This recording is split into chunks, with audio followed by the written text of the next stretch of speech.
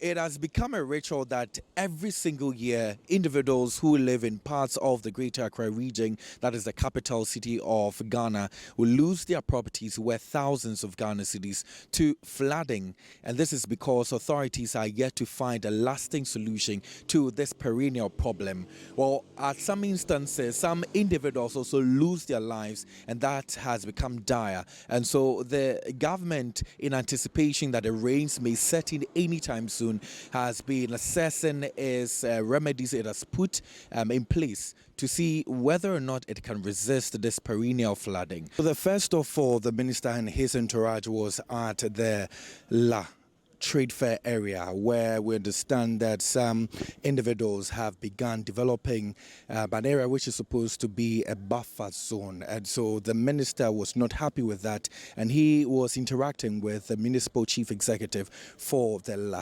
Dekotopon municipality. It's now becoming more like a national issue, and I think we have to get to a place where we should put together maybe a task force to assist the assemblies, just like we are doing to this Galamsey issue. This place, even this Sunday we were here. Sometimes we have to sleep here to make sure we stop them from dumping their debris here.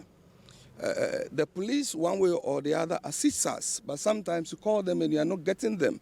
Last weekend, they nearly killed one of my task force guys. They were dumping it. I was called. I rallied them. We moved there to stop them. One of the tipper drivers nearly drove into one of my task force guys. It has been a challenge in Ladade Kotopon, talking about feeling of the Peshi. We are always on the ground. This place, I think, was done about 3-4 years back, before I became an MC. They had wanted to develop this place. We've been stopping them, fighting them. This Sunday we were here to stop them with machines and everything. Even yesterday we arrested about 4 or 5 tippers and we are processing them to court. So we are seriously fighting them. But it looks like day in, day out, it's becoming like a national challenge. A community here, it looked like the indiscipline was on fleek because a lot of development was ongoing. These people, we understand, had no permit to do that. The minister had an interaction with the people who were working on the project.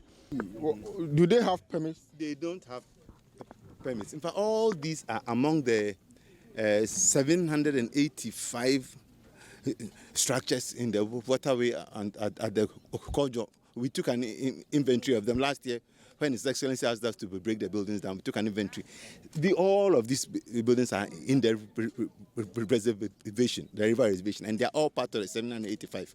When we go to the Sango, 487, the Sango side, the buildings are in the reservation that, strictly speaking, have to come down if we want to take them down. But what have you done? Who gave them the permit? No, they don't have the permit. They don't have the permit. None of these. Okay, so normally when developments are going on and as the authority, you know that they don't have permit, you issue warning that they shouldn't continue. No permit. Have you done that?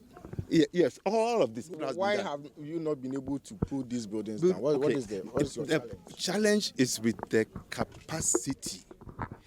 As I said, they are on this side 785 structures. When you pull them down, you must also remove it and take it somewhere. That is beyond the capacity of assembly to do. Even if the place is not a reserve area, you have no business to start construction until you get your development permit. And here is the case: this place is actually reserved so that you can protect the people in this area and Accra in general from flooding. And you have decided to build on this reserve area. I'm not challenged. Yeah. But sometimes if we start like this, where there is a distance, how do you call it? Government land. Yeah.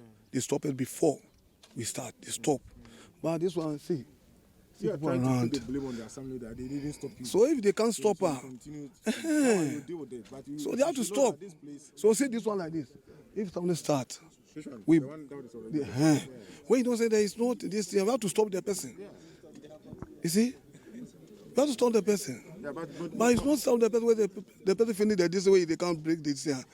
Master, it's not easy. So the minister became much more worried when he got to another building which has sprung up on the N1, very close to the Villaggio settlement. And at that point, we could cite that the course of the water that comes from East Legon and its adjoining communities had been redirected by these private developers who had no permit to direct this course of the water. The government committed 450 million towards the construction and dredging of our drainage channels.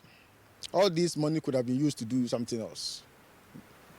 But because of indiscipline and irresponsibility on the part of we, the citizenry, government always have to spend a lot of money to desilt and dredge drainage channels, which comes at a huge cost to us. Reporting for Citi News, my name is Kweku Ediamansa.